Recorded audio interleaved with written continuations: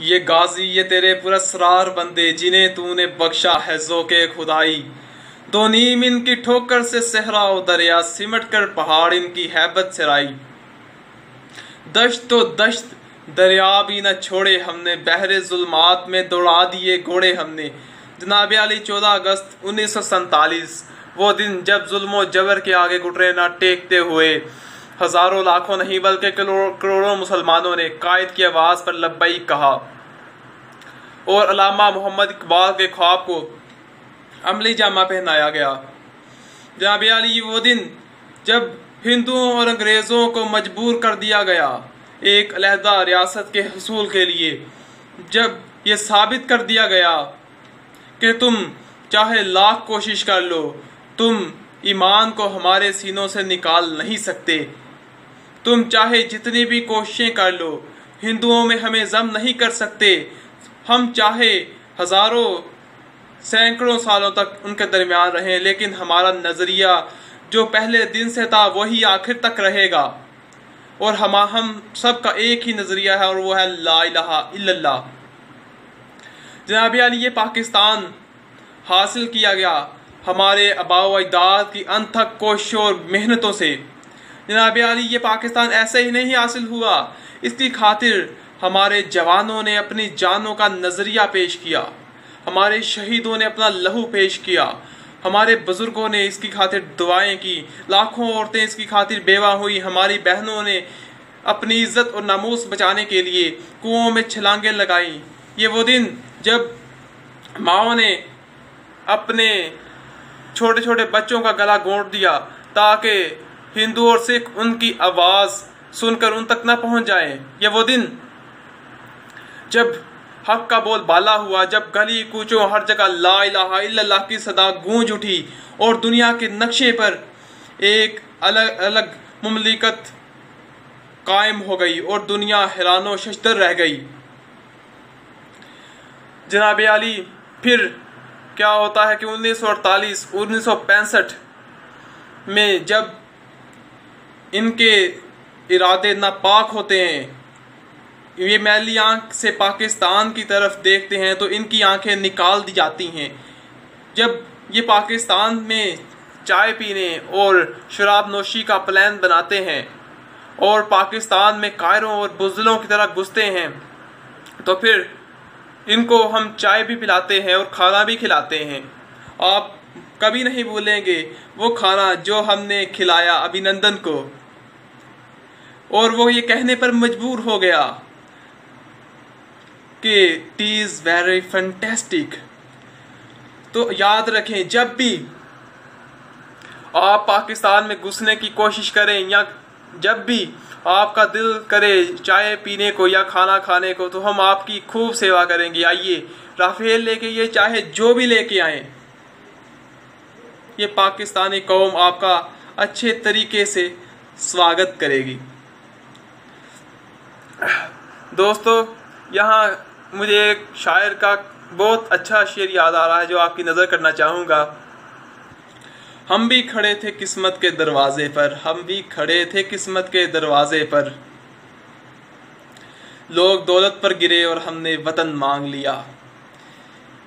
اور دشمنوں یہ یاد رکھو، چاہے تم انگریز ہو، چاہے تم ہندو ہو، چاہے تم اسرائیل کی صورت میں ہو، یہ جوان تمہاری آنکھیں نکال دیں گے۔ اگر تمہاری آنکھ نے میلی نظر سے دیکھا پاکستان کی طرف، یہ تمہارے بازو کاٹ دیں گے۔ اگر یہ بازو پاکستان کی طرف اٹھا، ٹال نہ سکتے تھے اگر جنگ میں اڑ جاتے تھے، پاؤں شیروں کے میدانوں سے اکھڑ جاتے تھے، تجھ سے سرکش ہوا کوئی تو بگڑ جاتے تھے، طے کیا چیز ہے ہم تو سے لڑ جاتے تھے۔ دوستو یہاں میں تھوڑا سا اس پہلو کو بھی ڈسکس کرنا چاہوں گا کہ کیا یہ وہی پاکستان ہے جس کے لیے تگ و دو کی گئی، جس کے لیے ہمارے آباء و اجداد نے، ہمارے بڑوں نے، ہمارے جوانوں نے، ہمارے شہیدوں نے، ہماری ماؤں بہنوں نے قربانیاں دی، کہ یہ وہی پاکستان ہے؟ نہیں نہیں، یہ وہ پاکستان نہیں ہے۔ پاکستان تو اس لیے حاصل کیا گیا تھا کہ لا الہ الا اللہ کے پرچم کے سائے تھلے ساری امت واحدہ کی صورت میں نظر آئے، ساری امت متحد ہو جائے۔ لیکن یہاں تو کوئی پنجابی بنا ہوا ہے، کوئی سندھی ہے، کوئی بلوچی ہے، کوئی پٹھان ہے، کوئی ارائی ہے، کوئی جٹ ہے، کوئی بٹ ہے۔ یہ پہچان بنائی ہوئی ہے اپنی، اس کی بجائے کہ پاکستان اور امت واحدہ کی صورت میں اپنی پہچان بنائی جائے۔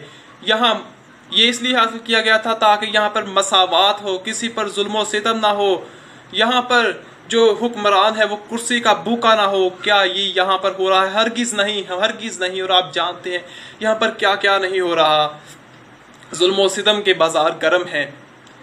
وہ کسی شاعر نے کیا خوب کہا ہے کہ تذلیل سہیں ہم کب تک، تذلیل سہیں ہم کب تک، کیوں جینا یہاں آسان نہیں، تذلیل سہیں ہم کب تک، کیوں جینا یہاں آسان نہیں، جو خواب تھا لاکھوں آنکھوں کا، یہ وہ تو پاکستان نہیں، یہ وہ تو پاکستان نہیں۔ 14 اگست کا دن آتا ہے تو دل خوشیاں منانے کو کرتا ہے کہ خوشیاں منائی جائیں، لیکن کیسے خوشیاں منائی جائیں آپ خود ہی بتائیے۔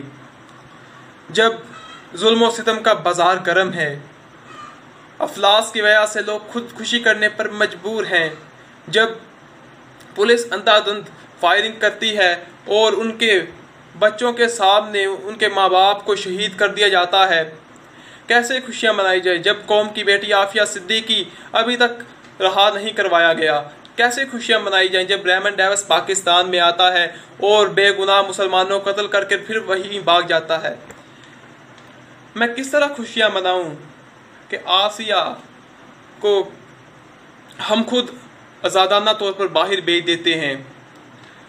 ہم کس طرح خوشیاں منائیں جب ممتاز قادری رحمۃ اللہ علیہ کو تختہ دار پر چڑھا دیا جاتا ہے؟ ہم کیسے خوشیاں منائیں؟ ہم کیسے کہیں کہ یہ اسی مقصد کے تحت یہ چل رہا ہے اور یہاں پر انصاف ہے، ظلم و ستم کا بول بالا نہیں ہے؟ جی ہاں، اب ایک بھی مقصد جس کے تحت یہ قائم کیا گیا تھا اس پر عمل پیرا نہیں ہو رہے، تو پھر کیسی آزادی؟ ابھی تک تو ہم غلامی میں دبے ہوئے ہیں، غلامی ہمارے ذہنوں میں بسی ہوئی ہے، ہمارے پاؤں میں غلامی کی زنجیریں ہیں، ہم وہی کرتے ہیں جو مغرب چاہتا ہے، ہمارا تعلیمی نصاب وہی ہوتا ہے جو مغرب چاہتا ہے، ہم انہیں خوش کرنے کے لیے ان کے آگے محض ڈگڈگی بجاتے ہیں اور انہیں خوش کرتے ہیں، حالانکہ ہمارا مقصد تو بہت پاکیزہ اور پاک تھا۔ کسی شاعر نے کیا خوب کہا ہے کہ ابھی تک لپٹی ہیں پاؤں میں زنجیریں غلامی کی، ابھی تک لپٹی ہیں پاؤں میں زنجیریں غلامی کی، دن آ جاتا ہے آزادی کا، آزادی نہیں آتی، دن آ جاتا ہے آزادی کا، آزادی نہیں آتی۔ دوستو، ہم ہی ہیں جنہوں نے اس قوم کی بھلائی کے لیے کام کرنا ہے، اس وطن عزیز کو ترقی کی طرف لے کر جانا ہے۔ آؤ ہم امت واحدہ مسلمان اور پاکستانی بن کر سوچیں اور دشمن کے عزائم کو ناپاک بنائیں۔ تو آج ہی سے یہ عزم کیجئے کہ میں اپنے وطن کی دفاع، اپنے وطن کی محبت اور اپنے وطن کی خوشحالی اور ترقی کے لیے کام کروں گا اور اس کو ترقی کی راہ پر گامزن کروں گا۔ یہ ہم اور آپ نہیں کرنا ہے، ذرا نم ہو تو یہ مٹی بڑی زرخیز ہے ساقی۔